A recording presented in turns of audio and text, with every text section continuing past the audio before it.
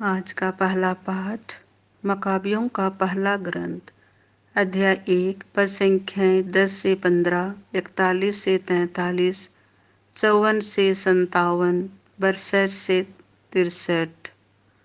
Israel पर ईश्वर का प्रकोप छाया रहा। राजा अंतियोक का पुत्र अंतियोक एपिफनेस बड़ा दुष्ट था। वह रोम में बंधक के रूप में रह चुका था। वह यूनानी साम्राज्य के 137वें वर्ष में राजा बना। उन दिनों इसराइल में ऐसे लोग थे जो संहिता की परवाह नहीं करते थे और यह कहते हुए बहुतों को बहकाते थे, आओ हम अपने चारों ओर के राष्ट्रों के साथ संधि कर लें, क्योंकि जब से हम उनसे अलग हो गए हमें अनेक विपत्तियों का सामना करना पड़ा। यह बात उन्हें अच्छी लगी। उनमें से कई लोग तुरंत राजा से मिलने गए और राजा ने उन्हें गैर यहूदी जीवनचर्या के अनुसार चलने की अनुमति दी। इसलिए उन्होंने गैर यहूदियों के रिवाज के अनुसार यरूशलेम में एक व्यायामशाला बनवाई। उन्होंने अपने को बेखतना कर लिया और पवित्र विधान को त्याग दिया। उन्होंने गैर यहूदियों का जुआ स्वीकार किया और वे पाप के दास बन गए। राजा ने अपने समस्त राज्य के लिए यह लिखित आदेश निकाला कि सब लोग एक ही राष्ट्र बन जाएं और सब अपने विशेष रिवाजों का परित्याग कर दें। सब लोगों ने राजा के आदेश का पालन किया। इसराइलियों में से भी बहुतों ने देव मूर्तियों को बलि चढ़ाकर और विश्राम दिवस को अपवित्र कर राजा का धर्म सह स्वीकार कर लिया।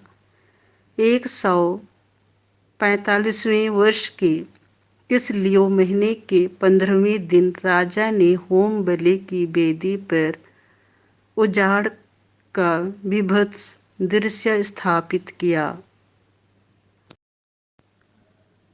यहूदा के नगरों में चारों ओर देव मूर्तियों की वेदियां बनाई गईं और लोग घरों के द्वार के सामने तथा चौकों में धूप चढ़ाने लगे।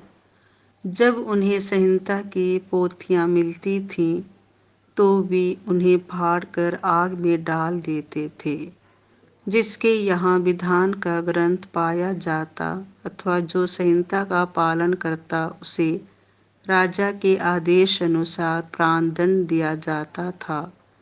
फिर भी बहुत से इस्राएली दृढ़ बने रहे और उन्होंने दृढ़ संकल्प किया कि वे अशुद्ध भोजन नहीं खाएंगे। वे मृत्यु को स्वीकार करते थे जिससे वे अवैध भोजन खाकर दूषित न हो जाएं और पवित्र विधान भंग न करें। इस प्रकार बहुत से इस्राएली मर गए। ईश्वर का प्रकोप इसराइल पर छाया रहता था। यह प्रभु की वाणी है। संत लूकास के अनुसार पवित्र सुसमाचार अध्याय 18 पद संख्याएँ 35 से 43। मैं तुम्हारे लिए क्या करूं, प्रभु, मैं फिर देख सकूं। जब यीशु यरीहो के निकट आ रहे थे तो एक अंधा सड़क के किनारे बैठा भीख मांग रहा था।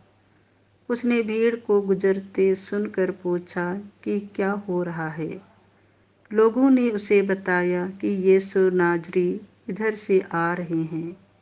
इस पर वह यह कहकर पुकार उठा, हे यीशु, दाऊद के पुत्र, मुझ पर दया कीजिए।